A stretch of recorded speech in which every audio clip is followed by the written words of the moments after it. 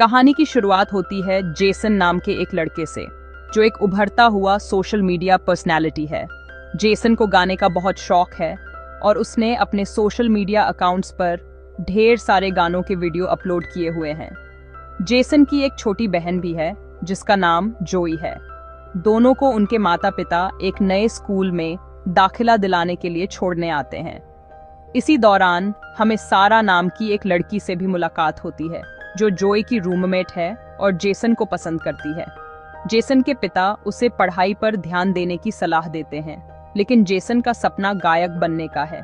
उसके लिए पढ़ाई से ज्यादा गाना मायने रखता है। जेसन और उसकी फैमिली से मिलकर स्कूल की हेड सिस्टर रेविका आगे बढ़ती हैं। वह उनके माता पिता को भरोसा दिलाती हैं कि स्कूल में बच्चों की पूरी देखभाल की जाएगी। इसके बाद सिस्टर रेविका नई टीचर सोफिया से मिलने जाती हैं, जिनका यह स्कूल में पहला दिन है। रेविका सोफिया को स्कूल के सभी नियम कायदे समझाती हैं और साथ ही यह भी कहती हैं कि स्कूल में मेकअप करना सख्त मना है। सोफिया यह सुनकर तुरंत अपनी लिपस्टिक हटा देती है। जब रेविका सोफिया को स्कूल का दौरा करवा रही होती है, तभी उनकी नज़र जेसन पर पड़ती है। जेसन को देखकर सोफिया उसकी ओर खिंच जाती है और लगातार उसे देखती रहती है। और अपने कमरे में वापस लौटकर सोफिया अपना लैपटॉप चालू करती है और जेसन के गाने और वीडियो देखने लगती हैं। यहीं यह साफ हो जाता है कि सोफिया पहले से ही जेसन को जानती थी। अगले दिन सोफिया अपनी पहली क्लास लेने जाती है। जब वह छात्रों से अपना परिचय दे रही होती है, तभी उनकी नज़र जेसन पर पड़ती है, जो सारा के साथ बातें कर रहा होता है। यह देखकर सोफिया जलन महसूस करती है और गुस्से में सारा को जेसन से दूर बैठने को कहती हैं। यह देखकर जोई को यह व्यवहार अजीब लगता है, क्योंकि इस स्कूल में शिक्षकों का ऐसा रूखा रवैया आमतौर पर नहीं देखा जाता। जोई को शक तब और बढ़ जाता है जब वह देखती है कि सोफिया बिना किसी प्रार्थना के पढ़ाना शुरू कर देती है। जोई उन्हें प्रार्थना कराने के लिए कहती है, लेकिन सोफिया खुद प्रार्थना करने के बजाय जोई से ही प्रार्थना करवाती है।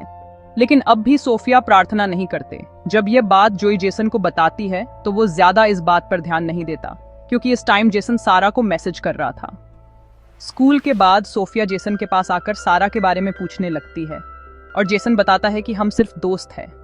ये सुनकर सोफिया को बहुत अच्छा लगता है, लेकिन जब अगली सुबह सोफिया जेसन और सारा को किस करते हुए देखती है तो उसे बहुत गुस्सा आता है और सोफिया जेसन को क्लास में भेजकर सारा को डांटने लगती है। लेकिन सारा कहती है कि मेरे फादर स्कूल को दान देते हैं, इसलिए तुम मुझे कुछ नहीं कह सकते। लेकिन सोफिया को तो इससे कोई फर्क ही नहीं पड़ता और क्लास खत्म होने के बाद सोफिया जेसन से बात भी करती है और कहती है कि तुमने मुझसे झूठ क्यों बोला कि सारा तुम्हारी गर्लफ्रेंड नहीं है। जेसन कोई जवाब नहीं देता। क्लास के बाद सोफिया जेसन को अपने चैम्बर में बुलाती हैं। जब जेसन वहां आता है तो सोफिया बिना दरवाजा बंद किए बॉडी को मॉइस्चराइज कर रही होती है। सोफिया को इन छोटे छोटे कपड़ों में देखकर कुछ देर के लिए जेसन होश खो बैठता है, लेकिन फिर यहाँ से चला जाता है। और यह सब सोफिया ने जेसन को प्रभावित करने के लिए किया था, लेकिन उनके चले जाने से सोफिया को काफी बुरा लगता है। अगली सुबह जब सोफिया जेसन से पूछती है कि तुम मेरे चैम्बर में क्यों नहीं आया, तो जेसन कहता है कि मैं भूल गया। जेसन और जॉय को स्कूल में एक हफ्ता गुजर चुका था, इसलिए इनके पेरेंट्स ने वीकेंड पर घर ले जाते हैं। सोफिया अपनी आंटी की तबीयत खराब का बहाना लगाकर छुट्टी ले लेती है। इधर हम जेसन को देखते हैं, जो अपने फादर से 1 साल का टाइम मांगता है ताकि वो पढ़ाई को होल्ड करके सिंगिंग को टाइम दे सके। लेकिन फादर के माना करने के बाद वो गुस्सा होकर बाहर आकर अकेला ही गाना गाने लगता है। और यहीं पर हम सोफिया को भी देखते हैं, जो कि जेसन के घर तक आ गए थे और छुपकर जेसन का गाना सुनने लगती है। लेकिन जैसे ही जेसन के पास सारा का कॉल आता है तो सोफिया गुस्सा होकर यहाँ से चली जाती है। सोफिया जेसन और सारा को अलग करना चाहती थी, इसलिए वो रात को जोई और सारा के रूम में जाती है और सारा की बुक के फर्स्ट पेज में ड्रग्स रख देती है। और जब कमरे से बाहर निकलती है तो सिस्टर रेबिका सोफिया को देख लेती है। सोफिया सिस्टर रेबिका से कहती हैं कि उन्होंने किसी अजीब आवाज सुनी थी और इसलिए जांच करने आई थी। उसी समय जोई उनकी बातचीत सुन लेती है। सोफिया की बातों से जोई को कुछ शक होता है। अगले दिन सोफिया छात्रों की किताबों की जांच करने का सुझाव देती है। उनके प्लान के मुताबिक सारा की किताब से ड्रग्स मिलता है और उसे स्कूल से सस्पेंड कर दिया जाता है। इसके बाद सोफिया सिस्टर रेबिका से लड़कों के हॉस्टल की भी तलाशी लेने के लिए कहती है। चूंकि स्कूल की साख का सवाल था, रेबिका तुरंत तलाशी के लिए तैयार हो जाती है। तलाशी के दौरान जेसन के कमरे से शराब की बोतलें मिलती हैं। असल में ये सब सोफिया का ही किया हुआ था। शराब की बोतल रखने का उनका मकसद था जेसन को स्कूल से निकालने से बचाकर उसे एक सजा के रूप में कम्युनिटी सर्विस में लगाना, ताकि वह उसके साथ ज्यादा समय बिता सकें। जब स्कूल के प्रधानाचार्य को इस बात का पता चलता है तो वह जेसन को स्कूल से निकालने का फैसला करते हैं, लेकिन सोफिया उनका विरोध करती हैं और सुझाव देती हैं कि जेसन को स्कूल से निकालने के बजाय कम्युनिटी सर्विस में लगा देना चाहिए। इसके बाद जेसन को स्कूल के कार्यों में मदद करने की जिम्मेदारी दी जाती है। कहानी फ्लैशबैक में जाती है, जहां दिखाया जाता है कि सोफिया पहले जेसन की सोशल मीडिया प्रोफाइल पर उसकी गाने की वीडियो देखकर उसकी बहुत बड़ी प्रशंसक बन चुकी थी। उस समय जेसन की प्रसिद्धि बढ़ रही थी और सोफिया ने फैसला कर लिया था कि वह उसे अपने पास लाएंगी। सोफिया असली सिस्टर सोफिया से मिलने जाती हैं, जो उसी स्कूल में आने वाली थी। लेकिन स्कूल में आने से पहले सोफिया ने असली सिस्टर को मार दिया और उनके दस्तावेज बदलकर खुद उनकी जगह ले ली। इसके बाद वह सिस्टर की यूनिफॉर्म पहनकर स्कूल में आ गईं और नई पहचान के साथ अपनी योजना पर काम करने लगी। कहानी वापस वर्तमान में आती है, जहां जेसन स्कूल के कार्यों में व्यस्त है। सोफिया, जो हमेशा उसके आसपास रहती हैं, उसकी मदद करने के बहाने उसके पास जाती हैं और जेसन का ध्यान अपनी ओर खींचने की कोशिश करती हैं और अपनी शर्ट के बटन खोल देती हैं। ये सब जोई भी देख रही होती है। इसी राह सोफिया खुद पर कंट्रोल नहीं कर पाती और जब जेसन अपने कमरे में अकेला होता है, सोफिया चुपके से उसके कमरे में आ जाती है। वह मोबाइल पर रिकॉर्डिंग चालू करके एक कोने में रख देती है। जेसन सोफिया को अचानक कमरे में देखकर चौंक जाता है और सोफिया जेसन के करीब जाती है और उसे किस करने लगती है। जेसन पहले इसे गलत ठहराते हुए मना करता है और कहता है, यह सब पाप है, हमें ऐसा नहीं करना चाहिए। लेकिन सोफिया अपनी चालाकी से जेसन को फंसा लेती है। जेसन खुद पर नियंत्रण खो देता है और सोफिया के साथ एक अंतरंग पल साझा कर बैठता है। अगली सुबह जेसन को अपनी गलती का एहसास होता है। उसे लगता है कि उसने कुछ बहुत गलत किया है और वह चर्च में जाकर अपने पाप को स्वीकार करने का फैसला करता है। लेकिन जेसन को यह नहीं पता होता कि वहां असली फादर की जगह सोफिया है। सोफिया इस पल का भी फायदा उठाती है, जेसन की गोद में आकर बैठ जाती है और जेसन को किस करती हुई उसके साथ इंटीमेट हो जाती है। कुछ दिनों बाद जेसन वीकेंड पर अपने घर चला जाता है।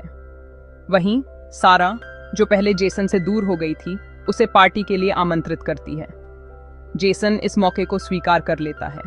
इधर जब सोफिया स्कूल से निकल रही होती है, तब वह सिस्टर रेबेका और दूसरे स्कूल के फादर को बातचीत करते हुए देखती है। ये फादर असली सिस्टर सोफिया को अच्छे से जानते थे और रेबेका से उन्हीं के बारे में बात कर रहे थे। सोफिया यह सब सुनकर परेशान हो जाती है और सोचने लगती है कि अगर असली सिस्टर सोफिया के बारे में कोई बात सामने आई तो उसकी सच्चाई सबके सामने आ जाएगी। सोफिया जैसे ही चर्च के बाहर जाती है, रेबेका उसे रोकने की कोशिश करती है। सोफिया बहाना बनाती है कि उसकी आंटी की तबीयत खराब है और जल्दबाजी में वहां से निकल जाती है। इधर जेसन अपने पिता से सारा की पार्टी में जाने की इजाजत मांगता है। पिता मना कर देते हैं, जिस पर गुस्सा होकर जेसन बिना अनुमति के ही पार्टी में चला जाता है। पार्टी के दौरान जेसन को शराब के साथ पुलिस पकड़ लेती है। तभी सोफिया वहां पहुंचती है और पुलिस को यह कहकर समझा लेती है कि जेसन मानसिक रूप से परेशान है। इस बहाने से वह जेसन को पुलिस की गिरफ्त से बचा लेती है। जेसन कहता है कि वह इस हालत में घर नहीं जा सकता, तो सोफिया उसे होटल ले जाती है। वहां दोनों एक ही कमरे में रुकते हैं। दूसरी ओर जेसन के पिता को उसकी मां यह समझाती हैं कि जेसन के सपनों को दबाने के बजाय उसे मौका देना चाहिए। पिता इस बात को मान लेते हैं और जेसन से माफी मांगने का फैसला करते हैं। होटल में सोफिया जेसन के सामने कपड़े बदलने लगती है। जेसन को समझ आता है कि सोफिया लगातार उसकी निगरानी कर रही है, इसलिए जेसन सोफिया पर गुस्सा करता है और दोबारा इंटीमेट होने से भी मना कर देता है और होटल से बाहर चला जाता है। जेसन के पिता उसे ढूंढते हुए होटल पहुंचते हैं। वे अपनी गलती मानते हैं और जेसन को गले लगाकर माफी मांगते हैं। पिता उसे सिंगिंग में आगे बढ़ने का पूरा समर्थन देने का वादा करते हैं। यह सुनकर जेसन भावुक हो जाता है और अपने पिता के गले लग जाता है। अगले दिन जेसन और जोई स्कूल जा रहे होते हैं, तो इनके घर के बाहर हम सोफिया को भी देखते हैं। सोफिया यहाँ से चली जाती है, लेकिन जोई सोफिया की गाड़ी देख लेती है। उसे शक होता है और वह गाड़ी का नंबर नोट कर लेती है। जांच के बाद पता चलता है कि गाड़ी सोफिया के नाम पर रजिस्टर्ड है।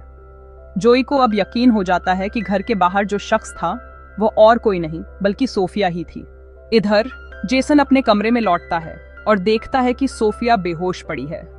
वह उसे होश में लाने के लिए मुंह से सांस देता है और सोफिया को होश आ जाता है। सोफिया का ये ड्रामा देखकर जेसन इस पर काफी गुस्सा करता है। जेसन जब हेड से सोफिया की शिकायत करने के लिए कहता है तो सोफिया से ब्लैकमेल करती है और इन दोनों के बीच जो कुछ भी हुआ उसे सबके सामने लाने की बात कहती है, जिसे जेसन डेर जाता है। अगले दिन सारा को रेबेका फिर से क्लास में लेकर आती है। यह देखकर सोफिया का गुस्सा 7वें आसमान पर पहुंच जाता है। यह देखकर सोफिया रेबेका पर गुस्सा होती है, लेकिन रेबेका सोफिया को ही डांटकर यहां से चली जाती है। सारा के आ जाने से सोफिया अपना कंट्रोल खो देती है और नहाते वक्त सारा को बाथरूम में ही मार देती है और बाद में ऐसा प्रिटेंड करती है जैसे कि ये एक एक्सीडेंट था। सारा की लाश को पोस्टमार्टम के लिए भेज दिया जाता है। इस घटना से जोई को गहरा शक होता है। उसे लगता है कि यह सब कोई साधारण घटना नहीं है और इसके पीछे जरूर सोफिया का हाथ है। जेसन सोफिया के पास जाकर सारा की मौत के लिए उसे जिम्मेदार ठहराता है, लेकिन सोफिया चालाकी से उसे ब्लैकमेल करती है और उसके साथ की इंटीमेट वीडियो दिखाकर धमकी देती है कि अगर उसने सारा के लिए आवाज उठाई तो यह वीडियो सबके सामने लीक कर देगी। अगले दिन जब जेसन और जोई अपनी मां के साथ घर आते हैं तो सोफिया अपनी आंटी की मौत का बहाना बनाकर स्कूल से निकल जाती है। रात को जेसन अपनी फैमिली के साथ डिनर के लिए बाहर जाता है, जहां सोफिया भी पहुंचकर उन्हें ज्वाइन कर लेती है। इस बीच रेबेका को यह पता चल जाता है कि सोफिया की कोई आंटी नहीं है। वहीं जेसन जोई को अपनी सारी सच्चाई बता देता है। इसके बाद जेसन और जोई मिलकर असली सोफिया के बारे में पता लगाने की कोशिश करते हैं। उधर रेबेका सोफिया को बताती है कि उसे सब पता चल चुका है। रेबेका यह बात स्कूल के हेड को बताने जा ही रही होती है कि सोफिया उसके सिर पर हमला कर देती है। जेसन और जोई को सोफिया के कमरे से उसका लैपटॉप मिलता है, जिसमें जेसन की वीडियोस और फोटोज होती हैं। लैपटॉप के जरिए वे यह जान जाते हैं कि सोफिया असली नहीं है, बल्कि उसका असली नाम लॉरा है। जेसन और जोई ये सब बताने के लिए रेबेका के पास चर्च में पहुंचते हैं। चर्च में सोफिया आकर खुद को मासूम दिखाने की कोशिश करती है। वह जेसन से कहती है कि उसने सारे गाने सिर्फ उसके लिए गाए हैं क्योंकि वह उससे प्यार करती है। लेकिन जब जेसन उसे नजरअंदाज करता है तो सोफिया अपना आपा खो बैठती है। सोफिया अचानक जोई पर हमला कर देती है। जेसन उसे रोकने की कोशिश करता है, लेकिन सोफिया जेसन पर वार करके फिर से जोई को मारने की कोशिश करती है। तभी रेबेका वहां आकर सोफिया को रोकने की कोशिश करती है, लेकिन सोफिया पलटकर रेबेका पर हमला कर देती है। अचानक जेसन पीछे से आकर सोफिया को रोकने के लिए उसे चोट पहुंचाता है। यह वार इतना जोरदार होता है कि सोफिया वहीं ढेर हो जाती है। और आखिर में हम जशन के फादर को देखते हैं। जेसन के पिता जोई को एक नई कार और जेसन को गिटार गिफ्ट करते हैं। इसके साथ कहानी खत्म हो जाती है। अगर आपको ये वीडियो पसंद आई हो तो इसे लाइक करें, शेयर करें और हमारे चैनल को सब्सक्राइब करना न भूलें। बेल आइकन दबाएं ताकि ऐसी और भी रोमांचक कहानियां आप तक पहुंचती रहें। मिलते हैं अगली वीडियो में। तब तक के लिए अलविदा और अपना ख्याल रखें।